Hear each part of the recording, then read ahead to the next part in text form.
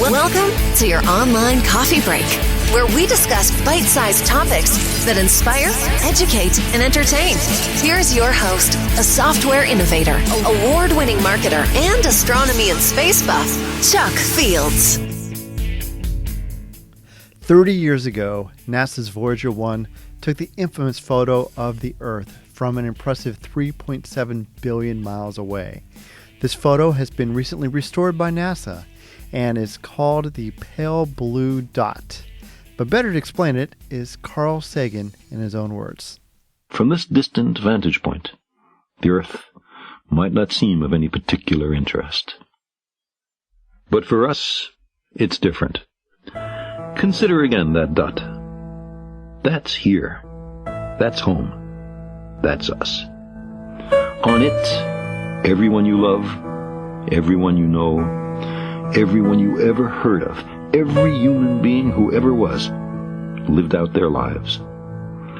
The aggregate of our joy and suffering, thousands of confident religions, ideologies, and economic doctrines, every hunter and forager, every hero and coward, every creator and destroyer of civilization, every king and peasant, every young couple in love, every mother and father, hopeful child, inventor and explorer, every teacher of morals, every corrupt politician, every superstar, every supreme leader, every saint and sinner in the history of our species lived there, on the mote of dust, suspended in a sunbeam.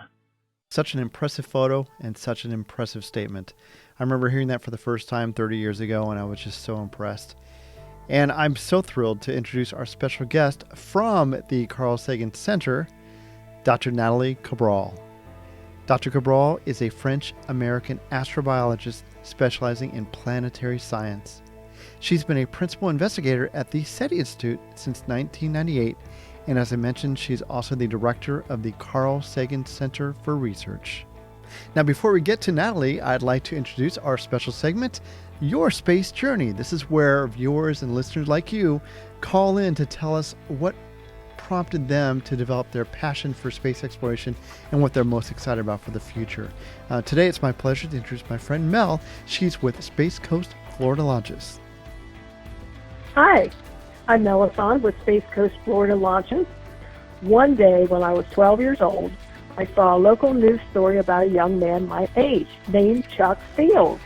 He was taking phenomenal pictures of the heavens through a telescope. It blew me away. As a budding photographer myself, it really impressed and intrigued me. Fast forward a few more years, and I moved to Florida to take care of my aging father. He loved watching the skies and listening to the astronomy professor at the local college on the radio. I got to meet Dr. John Bell, as well as members of the Treasure Coast Astronomical Society at one of their public events. My dad and I also started going to rocket launches up at Cape Canaveral. The first one we attended was breathtaking, and the pictures reflected that beauty. The combination of being immersed in the space culture here, as well as on social media, left me wanting to learn more. I was hooked. Since then, I've become a member of the Treasure Coast Astronomical Society, as well as one of the moderators of the Space Coast Florida-Launches Facebook page.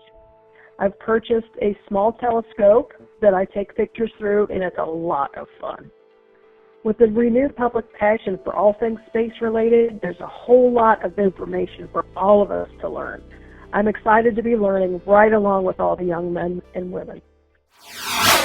Your Space Journey.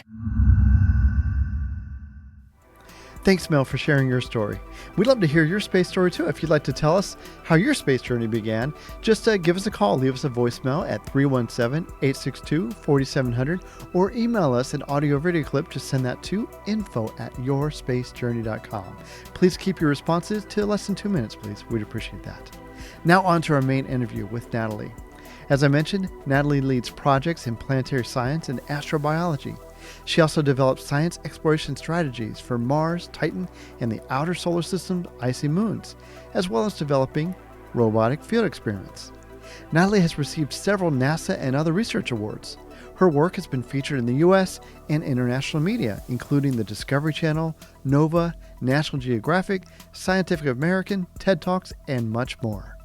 Now, you may have heard about SETI before, the Search for Extraterrestrial Intelligence, but what exactly do they do and what is Nathalie's role there? Here she is explaining her role at SETI as well as her role at the Carl Sagan Center for Research. Right. I've been the director for the past 4 years now, and of course the SETI Institute is known for the SETI research, which it's its heritage, really. It's the root of the institute. Mm-hmm.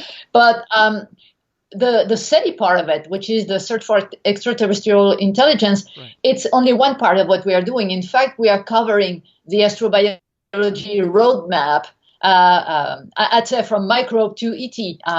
And we cover a little more than NASA actually does, because NASA really stops at simple life and is concerned about the origins of life and the evolution of life, but stops really at simple life, whereas we are interested in understanding, what's happening next and what are the chances that we are going to encounter extraterrestrial intelligence. Now, of course, with such a fascinating position, I had to ask Nathalie how her space journey began. Here she is telling about that. To say when it started, it was always there. Certainly not, my path to it was not straightforward, was not the one that I wanted. In my mind, I wanted to be an astronomer. I wanted to be in an observatory when I was a teenager, but I was not good at math and physics. So that was a little bit of a struggle at that time. But I discovered the same passion for the characterization of our own planet, which is why I have this dual background in earth sciences and planetary sciences.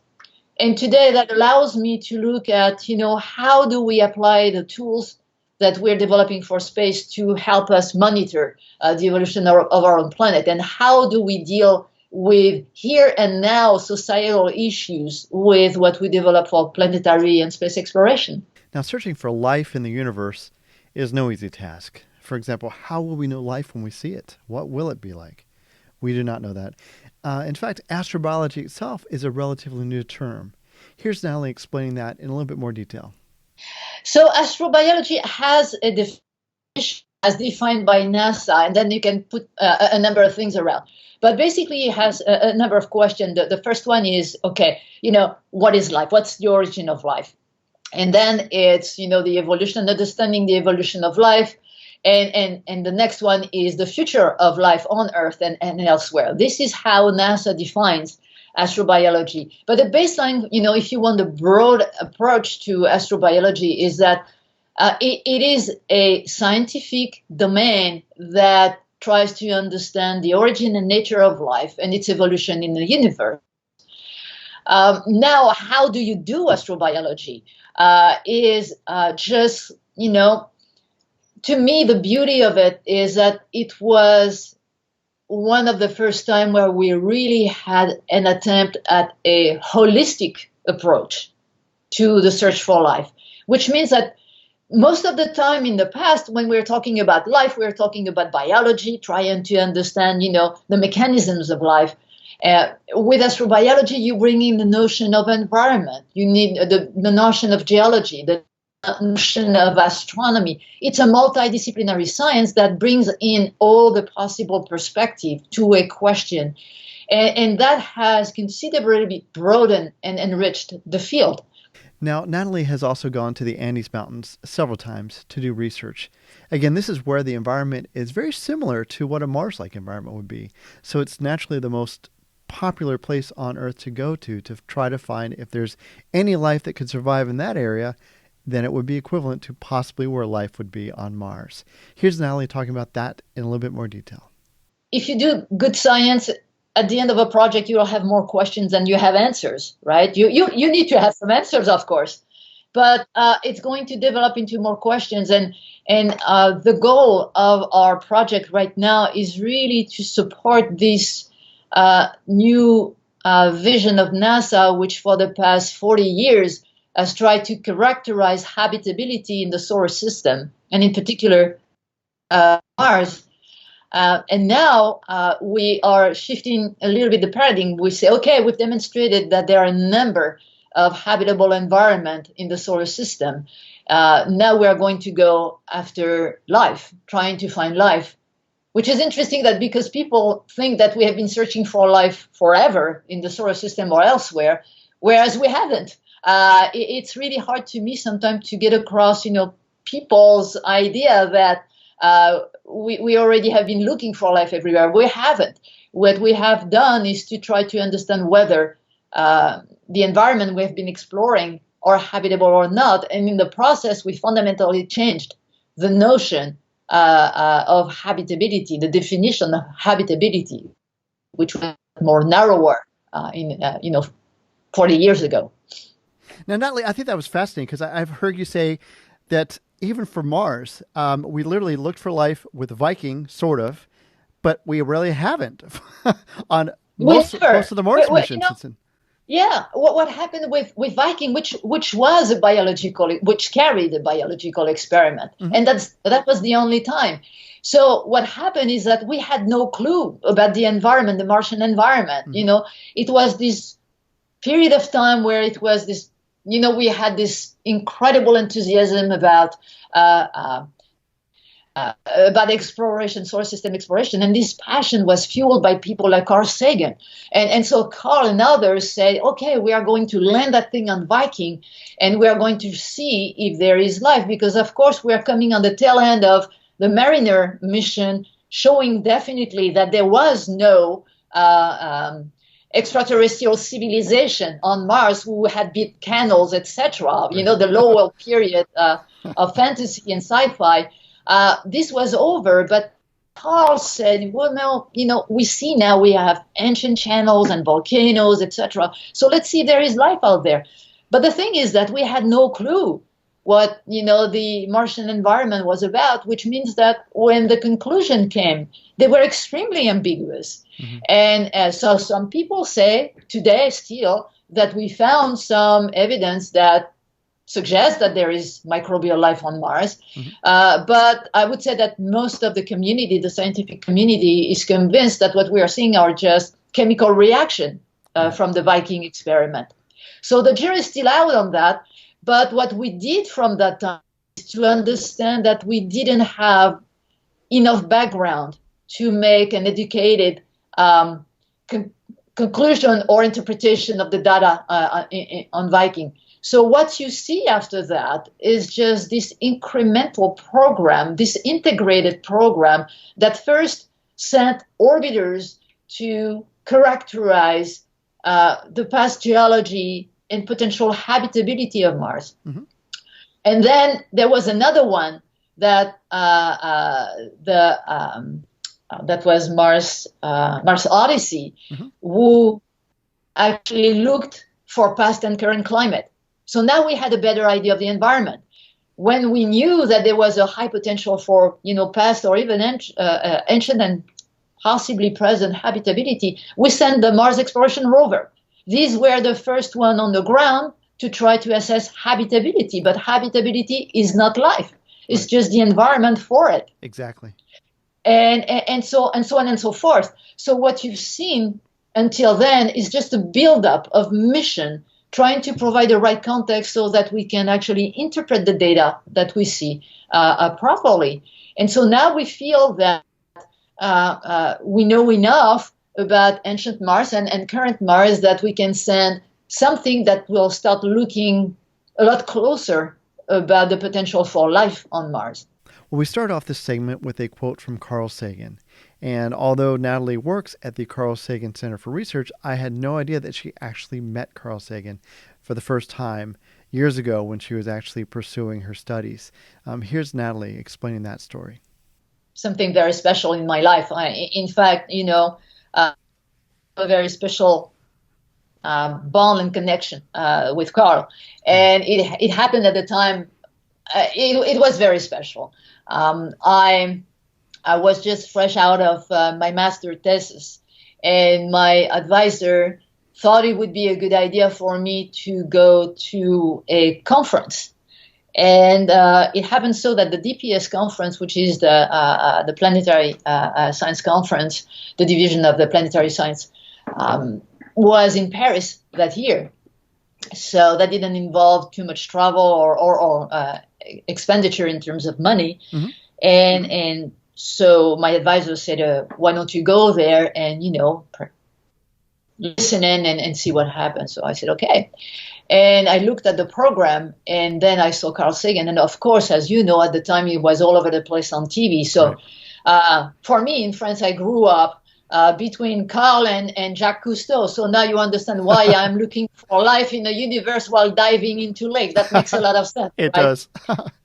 does. So these are my two spiritual fathers. But I saw that it was in the program, and I said, you know what the heck? I sent him an email, and that was also the very beginning of all that. I had my computer. In fact, I was still typing on the old typewriter for my thesis. But I sent him an email, and I had absolutely no expectation that he would respond because, of course, he didn't know me. Plus, I was I was in a foreign land, and I was a student. So why would Carl Sagan care about me, right? Well, it didn't take 2 hours before I received a response. Wow. And yeah, I was stunned. I was absolutely stunned. And he was very kind. And he said, I'd be very happy to meet you and see if I can respond to your question. But let's meet, at the DPS, that place, that time. Nice. Because I will have time between sessions. I was floored. I was absolutely floored. Because in my email, I say, I am just starting there and I would really I would appreciate if you could have a little time. I was expecting you would answer 2 sentences in an email. That would have been so much. That would have meant so much to me already. But no, he wanted to meet me in person. So here we are in Paris at the DPS, and I'm waiting where he asked me to wait for him. And then he shows up, climbing up the stairs. And I remember the first thing, I'm still laughing at this one so many years later, is that when you see people on TV, you have a mental image of them. And the first thing I remember when he finally got at the same level as I was that, God, he's not as tall as he seemed to be on TV. Love it. And then we had the most incredible conversation for, I don't know, maybe a half hour. And ultimately, I was the one who wanted to cut it short because I had the feeling that I was taking his time away from important things. I was nothing important. And, this is something I've heard a lot about Carl, that sometimes he could be very difficult with his own colleagues, but he was never impatient and always had the time for his students. And this is something that I hear, always, over and over and over. And I experienced that. I mean, I didn't experience him as a colleague, but as a student, he was there, and he never made me feel as if I was taking his time or if he was impatient, never look at his watch. He was looking me up in the eyes, and he was continuing, fueling that conversation. And I never forgot that. And it came, it was amazing to me in 2016. So exactly 30 years almost to the day, a few days apart, that I was honored by the AGU to give the Carl Sagan lecture at AGU. Oh, wow. And that meant so much that day to me. And for some reason, he seemed to be showing up in my life in, very subtle or less subtle ways over and over again. It's all over the place in the office I'm seeing in. And it's so close to me in terms of, the way I want to think about things. I think that we share that. We share that cosmic perspective on humanity's place in the universe. So this has a lot to do. First, of course, I am who I am, and the papers I wrote are really reflecting what I feel. But I think I could have discussed this with Carl, and I would have loved to have his impressions on the quantum of life, because I feel that, he was so close to this when he said, we are a way for the universe to learn about itself, or to know itself. And so, he's always here. I have a portrait of him in my office. That conversation we had 30 years ago certainly changed my life. not necessarily that day. That day it made such a huge impression because, hey, he was the Carl Sagan and he was talking to nobody, me. But 30 years later, he is here and, his vision is all over the place. And if only I can manifest just a tiny bit of what he had in his mind, it will be such a success. So I feel very privileged in that. One last question, Nathalie, if I may. What can our audience do? What can we do to help you or the SETI Institute? I think that there are so many things that need to be done today. But first, before I directly respond to that, I'd say what would help is really for people like you to really convey the message that planetary and space exploration serve the purpose not only of trying to understand who we are, and it's just not an elite research. The tools we develop and the ideas that are being developed as we do that come back to serve the Earth. There is a very practical approach to that. If your audience want to see how the tools we develop are going to be used every single day in their life, they have no clue. The example I'm using every single time is, do you know where lasix is coming from? Lasix is making people's life better every single day by, doing eye surgery. And so this is coming from the docking of a spacecraft to the ISS. Right. 40,000 laser measurements or Doppler measurements every single second to help lock two vehicles going at very, very fast speed, with each other. So the same principle has been used to recreate the topography of the eye and give people their sight back. Automation in cars, obviously, robotics, artificial limbs, and so on and so forth. But there are many more, practical application in materials, in tools, in medical processes. The heart valve is one of them. So this is where you can help space exploration, planetary science in general. For the SETI Institute, we are a private institute. So obviously RPIs are applying and competing to get NASA funds, but there are a number of areas that we can be supported with private funds. So we are always welcoming sponsors and donors, and you can start small. There is no, everything else. So if you want to do that, just visit us on our website at SETI.org, and you'll see incredible science being done by incredible people. And I'm very, very privileged to be able to, to be around them. Nathalie, that's incredible. Thank you so much for taking time to join us today. We really appreciate it. Well, thank you very much, Chuck. Pleasure meeting you virtually. Online coffee break. Wow, I really enjoyed my conversation with Nathalie today. I hope you did too. And I just think the SETI Institute and her work is fascinating. If you'd like to learn more, just go to their website at SETI.org. That's SETI.org. I want to thank Nathalie for joining me today. I want to thank you for joining me today as well. We really do appreciate it. If you like this episode, we'd love it if you give us a thumbs up if you're watching on YouTube, or just give us a good rating on your favorite podcast application. We'd also love it if you'd share this episode with a friend. But again, we just want to thank you for taking time to join us today. Really do appreciate it. We'll see you next time. God bless.